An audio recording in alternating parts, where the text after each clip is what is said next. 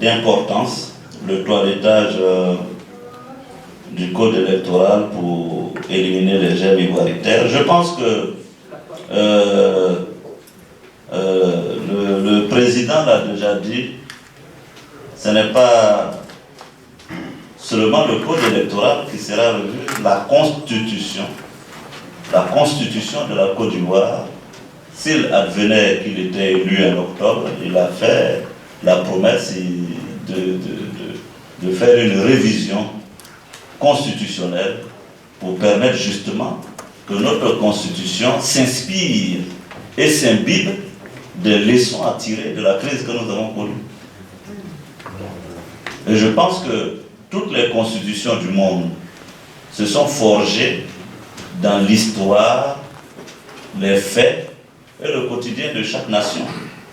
Donc, je suis d'accord avec vous qu'il y a un travail.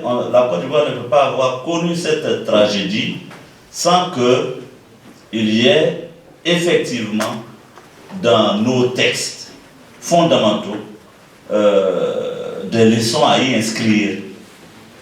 Et cette révision constitutionnelle devrait avoir lieu après les élections présidentielles. Et je me souviens qu'à l'époque, déjà en 2010, tous les acteurs politiques ivoiriens s'étaient engagés à faire en sorte qu'à l'issue des élections, il y ait la révision constitutionnelle. Donc c'est ce que je peux répondre pour cette première question, mais il faut dire que l'objectif du gouvernement actuellement, c'est vraiment de faire en sorte que la Côte d'Ivoire renoue avec la stabilité. Nous avons connu des moments d'instabilité qui ont été autant de difficultés, de freins au bon fonctionnement de l'État. Donc, il est important pour l'actuel gouvernement de faire en sorte que la Côte d'Ivoire renoue avec cette stabilité qui avait fait naguère sa fierté. En Afrique de l'Ouest, on était à l'époque fiers de dire que nous avions eu 30 ans, 40 ans de stabilité politique et qu'il ne peut pas avoir de développement sans cette stabilité politique. Donc voilà ce que je peux répondre pour les premières questions. J'ai noté l'intervention de M. Abdoul Dieng. Je verrai avec l'ambassadeur, je crois même que c'est prévu que nous puissions nous voir par la suite. Merci. Merci, M. le Président. Nous partons pour la seconde série des questions, mais je voudrais juste demander aux uns aux autres d'être brefs dans leurs interventions. Nous voulons tous profiter de la présence de M. le Président, donc permettez au maximum de personnes de poser leurs questions. Voilà, alors, monsieur.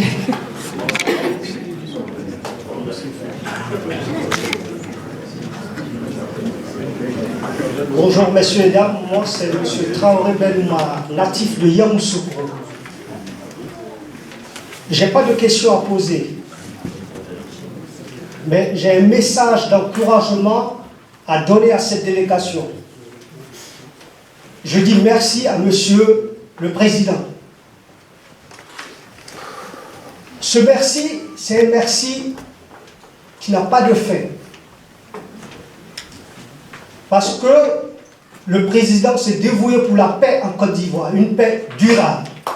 Et j'aimerais que toute la salle d'ovation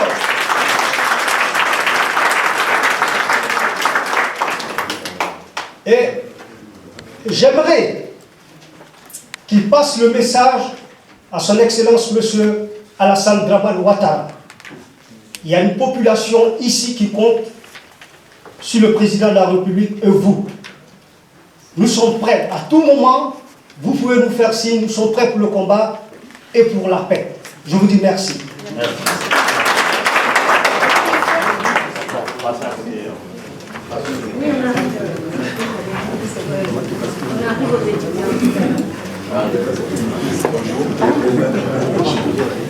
Qui n'ont Bamaba Moussa, je suis ivoirien, je suis natif de Touba, je suis de Guintrila.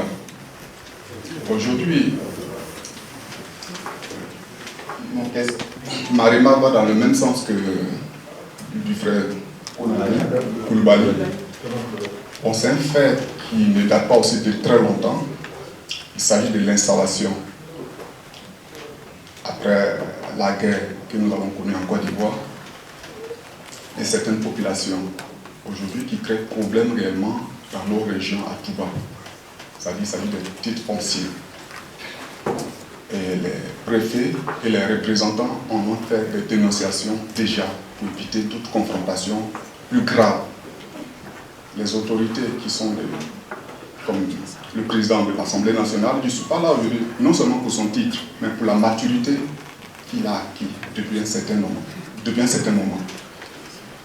Quel effort que eux, en tant que représentants des grandes institutions, quel effort qu'ils font dans ce sens? Il y a eu des dénonciations. Le maire résident, Bamba Bamsamka, en a fait même des remarques très graves. J'aimerais que dans ce sens, qu'il y ait réellement quelque chose dans ce sens. Merci.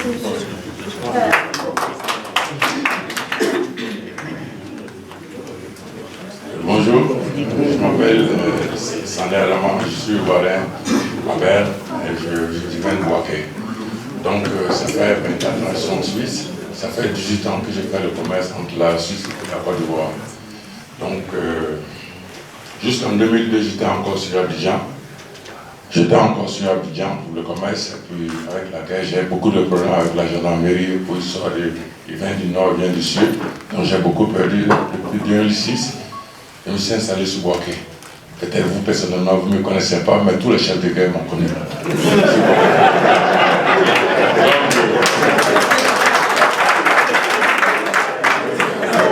Peut-être dans ça, il y a beaucoup qui me connaissent encore. Donc, pour vous dire que la plus grande remarque que j'ai à vous faire, c'est que l'histoire de carte d'identité. Parce que je pense que la guerre en Côte d'Ivoire, la base a venu de l'histoire des pièces. Moi, je vais tous les 2 mois sur la Côte d'Ivoire. Donc, encore sur Bouaké, il y a des millions de gens qui n'ont encore pas les pièces. Et puis, il y a toujours ce problème de tracasserie au niveau de la police, gendarmerie, police, des pièces. Et puis, deuxième point, c'est au niveau des droits de douane. Parce que ça fait quand même longtemps que je travaille avec des amis d'autres nationalités comme Ghana, Ghanéens, Nigériens ou autres. Je trouve que les droits de douane sont beaucoup complexes et chers en Côte d'Ivoire. Pour un conteneur, pour rien du tout, un conteneur 20 pieds, 40 pieds, on se retrouve à 8-10 millions. Parce qu'on ne peut pas dire que c'est les droits de douane, c'est tout un circuit qui se suit au niveau de la douane. Il y a Nouvelle-Fontaine qui est arrivée, qui a remplacé Bivac. Il y a droit de douane, il y a TVA, il y a plein de choses.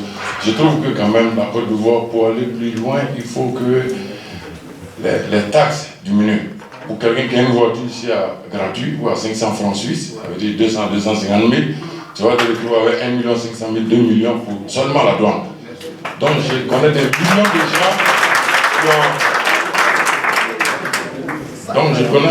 millions de gens qui sont là, qui ne peuvent même pas aider les parents avec des bâchers, du matériel de travail, parce que les droits de douane coûtent cher en Côte d'Ivoire. Donc je pense que comme j'ai l'occasion de vous rencontrer aujourd'hui, j'ai beaucoup de choses à parler, parce que je connais le métier. C'est mon travail.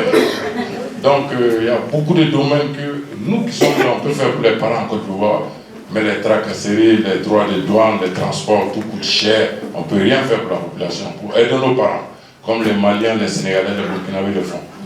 Parce que la Côte d'Ivoire, je ne sais pas, il y a 2 types d'Ivoiriens. Il y a les grands, qui sont assez riches, qui ont la maison, les villas, tout qui vit bien. Et puis il y a les petits qui doivent se débrouiller, se battre pour aider la famille. Vraiment, je viens vers vous, monsieur le président de l'Assemblée nationale, de voir quelque chose sur ce côté-là, pour aider nous, les pauvres gens qui sont encore loin des parents, à ce qu'on puisse avancer. Merci.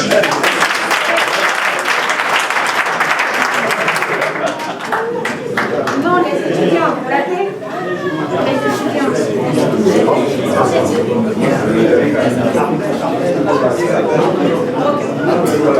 Bonjour, Excellence.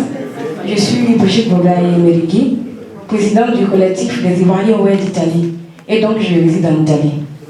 Et les 7 et 8 mai derniers, nous étions au Forum de la diaspora à Abidjan.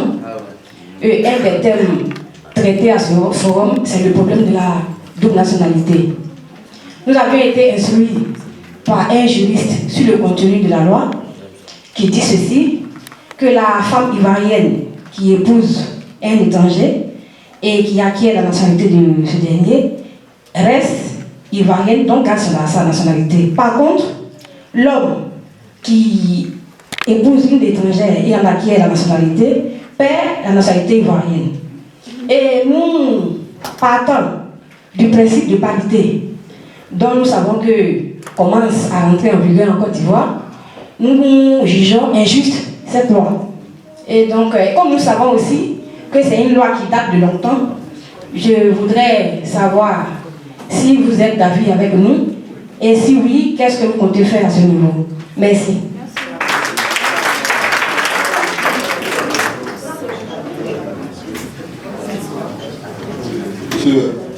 Monsieur Kouyaté Salikou, doctorant en sciences sociales à l'Université de Lausanne, représentant des étudiants ivoiriens résidant en Suisse.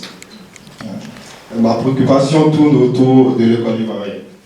La crise de l'école ivoirienne est connue, les solutions existent, et depuis quelques années, les autorités compétentes concentrent beaucoup d'efforts pour pouvoir redorer l'image de l'école ivoirienne. Même fort malheureusement, les problèmes persistent et se posent aujourd'hui avec plus d'acuité. À titre d'exemple, aujourd'hui, on a une université, en neuve. Vraiment, le cadre est agréable. Il y a la sécurité qui règne aujourd'hui à l'université. Et c'est agréable. Donc, du coup, on tient vraiment à remercier nos autorités pour l'effort consenti en ce sens. Mais malheureusement, les bibliothèques sont inexistantes. Pas de bibliothèque jusqu'à présent. Et en ce qui concerne l'attribution des bourses, que ce soit les étudiants résidant à l'extérieur de la Côte d'Ivoire, comme les étudiants qui vivent encore au pays, le versement des bourses ne se font pas au moment opportun. Et il existe une disparité criante entre le montant des bourses en fonction des pays. Par exemple, les étudiants qui résident en Suisse, on constate que le niveau de vie est quand même plus élevé en Suisse que certains pays. Mais tous les étudiants ivoiriens qui sont à l'extérieur ont le même montant de bourse. Donc, j'aimerais connaître les réflexions de l'Assemblée nationale autour de ces questions cruciales. Merci.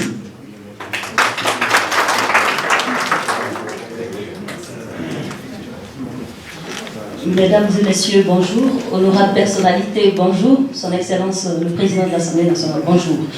Je suis Madame Ouattara, épouse Niler Berger.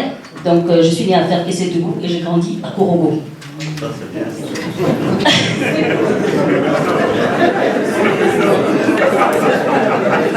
Voilà. Alors, j'avais deux questions, mais il se trouve que ma collègue d'à côté donc, a mentionné la deuxième question, donc je vais seulement parler de la première question qui concerne donc, la loi antiterroriste. Alors, j'aimerais juste savoir quels sont les points clés du contenant de cette loi. C'est ma question. Merci.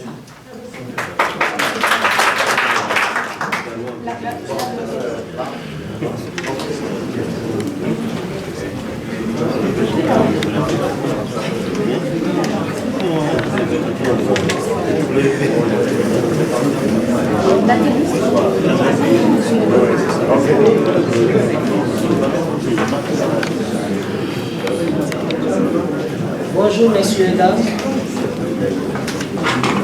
Bonjour monsieur le président de l'Assemblée. Je m'appelle, nom de jeune fille, Vimutina Rose Martin. Nom de jeune fille, Vie. Nom d'époux, excusez-moi, c'est un nom allemand suisse, Klopfenstein.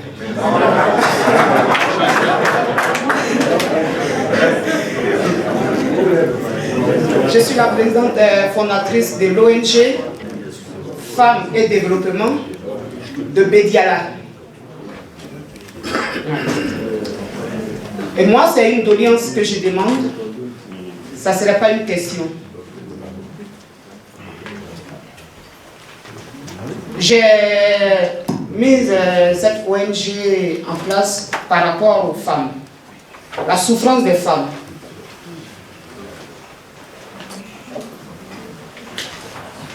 Et le dispensaire qui se trouve à Bédiala. Parce qu'il y a des femmes qui vont au dispensaire pour accoucher, qui n'arrivent pas à accoucher. Même une fois, j'étais au village et il y a une dame qui était arrivée en terme et elle est décédée. Et ça m'a beaucoup touchée, voilà pourquoi j'ai créé cette ONG. Et les femmes souffrent. Les femmes, c'est des femmes braves, les femmes du village. Excusez-moi, il y a des femmes bureaucrates. Les femmes au village travaillent plus que les femmes bureaucrates. Parce qu'elles portent des enfants dans le dos. Et quand les enfants sont malades, les maris ne font rien. C'est les femmes qui subviennent aux besoins. Aujourd'hui, par manque de route, ces femmes ne peuvent pas commercialiser leur culture. Et c'est pourquoi je demande au président de l'Assemblée d'y penser à Bédiala. Ou Bédiala, surtout Bédiala. Je suis de Bédiala, né à Abidjan, mais au Bédiala. Merci.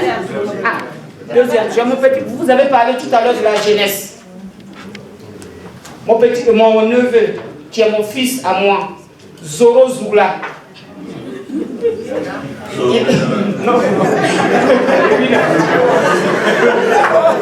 Zoro Zoula qui est au chômage, qui s'est battu pour le parti RDR, aujourd'hui qui travaille avec une société libanaise qui a été renvoyée sans un sou, qui est aujourd'hui au chômage à Abidjan.